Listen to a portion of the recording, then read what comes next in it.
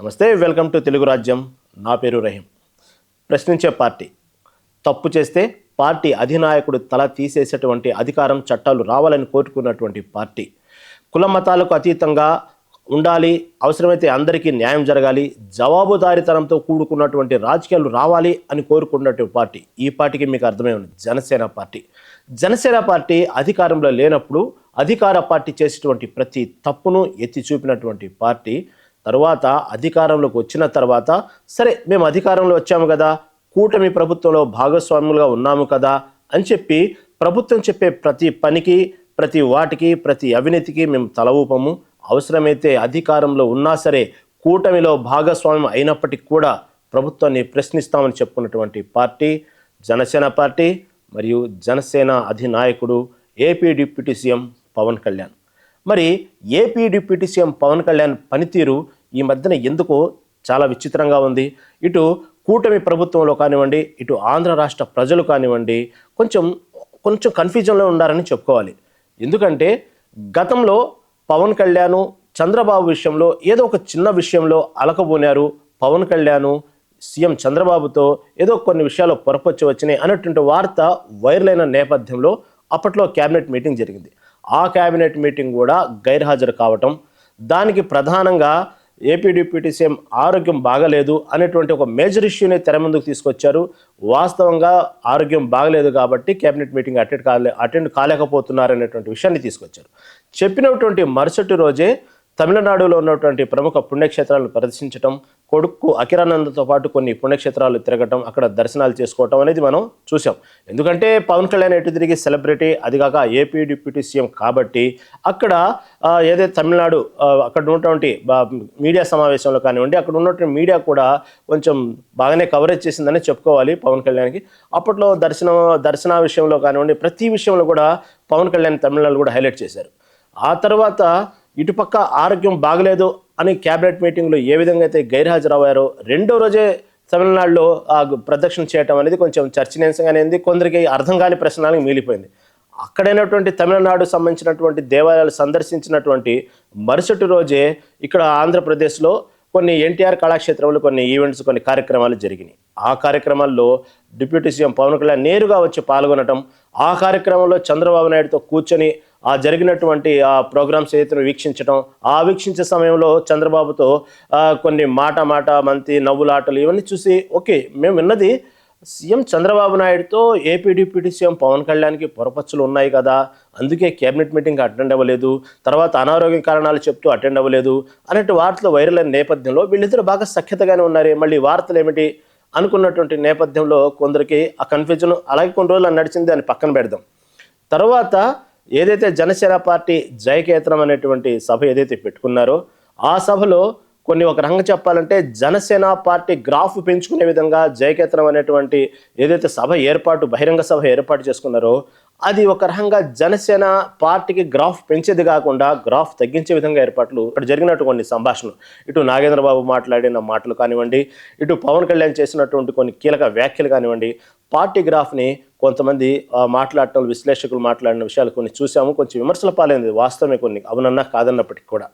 ఎందుకంటే ఆ సందర్భాల్లో మాట్లాడిన మాటలు మళ్ళీ అవి ఎక్కడో డ్యామేజ్ అయినాయి అనేటువంటి మాట ఇటు జనసేన పార్టీ కార్యాలయంలో కానీ పార్టీ అధినాయకుడు AP deputy CM Pawan Kalyan దృష్టికి వెళ్ళినాయి. అప్పట్లో ఆ జరిగినటువంటి సందర్భం, దాన్ని ఆ జరిగినటువంటి డ్యామేజ్ని ప్యాచ్ వర్క్ చేసుకోవటం కోసం పవన్ కళ్యాణ్ వెంటనే తమిళనాడు సంబంధించినటువంటి మీడియా సమావేశం ఏర్పాటు చేసుకోవటం, ఆ మీడియా సమావేశంలో హిందీ భాష మీద మాట్లాడినటువంటి మాటలు, అంటే ఇంతకుముందు జయకేతనంలో మాట్లాడినటువంటి మాటల్ని మళ్ళీ దాన్ని యూటర్న్ తీసుకోవటం, అలా విమర్శలు పాలవటం జరిగింది. హిందీని బలవంతంగా రుద్దలేదు, ఇలాంటి మాటలు జరిగినాయి. సరే, అదెంత ఒక ఎత్తు, అది సపరేట్ విశ్లేషణ. దాని తర్వాత ఎక్కడైతే 40 సంవత్సరాలైనటువంటి తెలుగుదేశం పార్టీని నిలబెట్టాం అన్నటువంటి మాటని, ఆ మాటకు సంబంధించినట్టు జరిగిన డ్యామేజ్ని, తెలుగుదేశం పార్టీలో వచ్చిన విమర్శల్ని, దాన్ని కొంచెం ప్యాచ్ వర్క్ చేసుకోవటం కోసం తర్వాత ఇంకో జరిగినటువంటి సభలో సీఎం చంద్రబాబు సంబంధించి AP deputy CM Pawan Kalyan పొగడ్తల వర్షం కురిపించారు. ఎలా అయితే నరేంద్ర మోడీ 3 టర్మ్లు ప్రధానమంత్రిగా ఉన్నారో అలాగే నేను ఏపీ సీఎం చంద్రబాబు నాయుడు కూడా 3 టర్మ్ ముఖ్యమంత్రిగా చూడాలనుకుంటున్నాను అంటూ వ్యాఖ్యానించడం, దాన్ని కొంతవరకు ఆ ప్యాచ్ వర్క్ కవర్ చేసుకున్నారు అని తనకు తాను స్వయంగా తృప్తి పొందారు. దాన్ని కొంతమంది జన సైనికులు, జనశ్రేణుల్లో ఇంకా 15 సంవత్సరాల వరకు చంద్రబాబు ఆధ్వర్యంలో పనిచేయాలని పవన్ కళ్యాణ్ కోరుకుంటున్నారు. ఇదేమిటని కొంతమంది ఆశ్చర్యం వ్యక్తం చేయడం జరిగింది. తెలుగుదేశం శ్రేణుల్లో కొంచెం జరిగినటువంటి డ్యామేజ్ని కొంచెం కవర్ చేసుకోవడం జరిగింది. సరే, ఇదంతా ఒక ఎత్తు. 2 రోజుల క్రితం జరిగినటువంటి కేబినెట్ మీటింగ్ సంబంధించి మళ్ళీ దాంట్లో గైర్హాజరు అవ్వడం అనేది ఇప్పుడు ప్రధానంగా చర్చకు వచ్చిందన్నమాట. ఏమిటి కేబినెట్ మీటింగ్ జరిగినప్పుడల్లా ఎందుకు ఈ విధంగా గైర్హాజరు అవుతున్నారు, ఎందుకు ఇలా విధంగా చెప్తున్నారు? ఇప్పుడు మళ్ళీ రెండోసారి కూడా కేబినెట్ మీటింగ్ గైర్హాజరు విషయంలో కూడా అనారోగ్య కారణాల విషయాలు మళ్ళీ తెర ముందుకు వచ్చినాయి. ఇలా ప్రతిసారి అనారోగ్య కారణాలు తెర ముందుకు వస్తున్నాయి. ఇది నిజమాబద్ధం అనేది పక్కన పెడదాం. ఎందుకంటే గతంలో కూడా పవన్ కళ్యాణ్ అనారోగ్యం బారిన పడటం, కొన్ని షూటింగ్స్ క్యాన్సిల్ అవ్వటం, దానికి సంబంధించి కొన్ని అంటే గతంలో ఆయన మెడికల్ హిస్టరీ కూడా కొన్ని చెప్పుకోవటం, అనారోగ్యం పాలైనట్లు కొన్ని చెప్పుకోవటం, కాబట్టి మనం దాన్ని వేరేగా అనుకోవద్దు.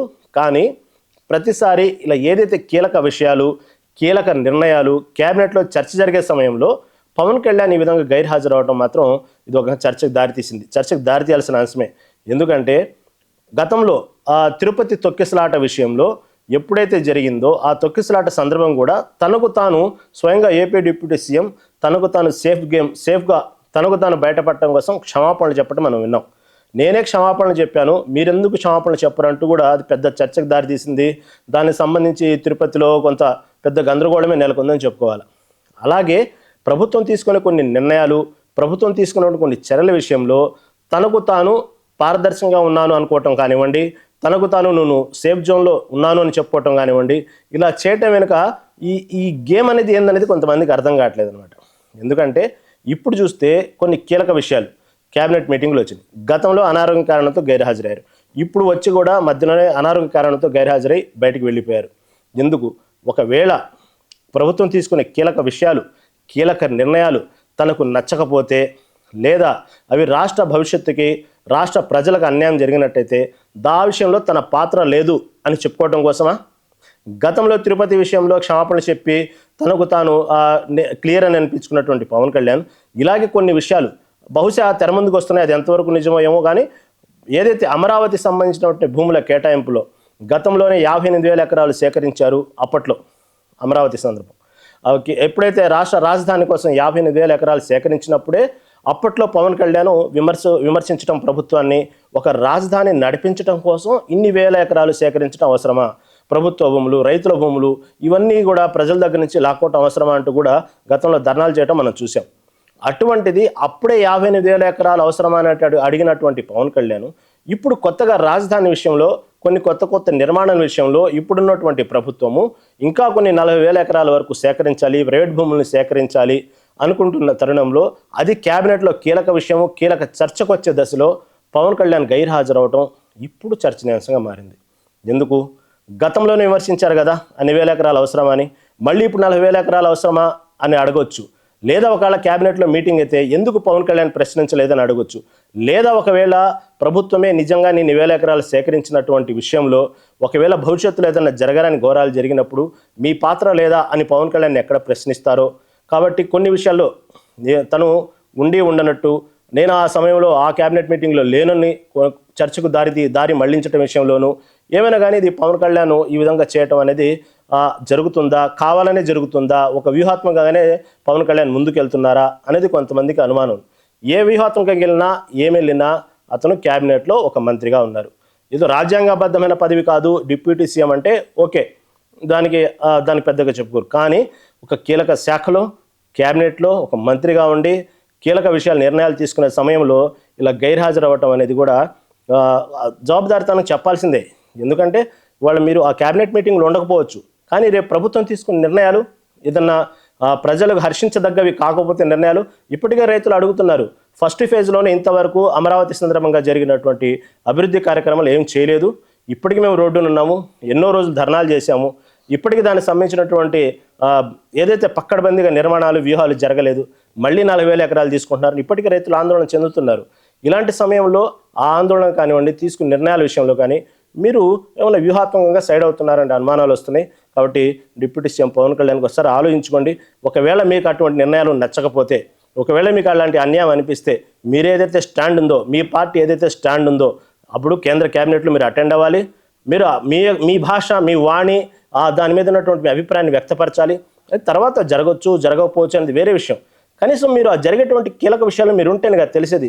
ఇటుపక్క డిఎస్సి సంబంధించిన డిస్కషన్ జరుగుతుంది, ఇటుపక్క ఎస్సీ వర్గీకరణకు సంబంధించినటువంటి డిస్కషన్ జరుగుతుంది క్యాబినెట్లో.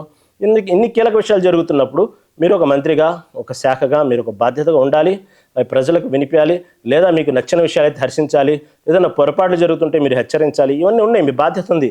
కాబట్టి ఆ సమయంలో కీలక విషయాల్లో, రాష్ట్ర అభివృద్ధికి సంబంధించిన విషయాల్లో కానివ్వండి, రైతులకు సంబంధించిన విషయాల్లో కానివ్వండి, అమరావతి సేకరించే భూముల విషయంలో కానివ్వండి, తలోపాపం తలా పిలికడు అన్నట్టు మీరేమన్నా తప్పించుకునే మార్గాలు ఏమన్నా ఉంటే మాత్రం అవి మీకు వాళ్ళ భవిష్యత్తు రాజకీయాలకు ఉపయోగపడుతుంది అనుకుంటారేమో.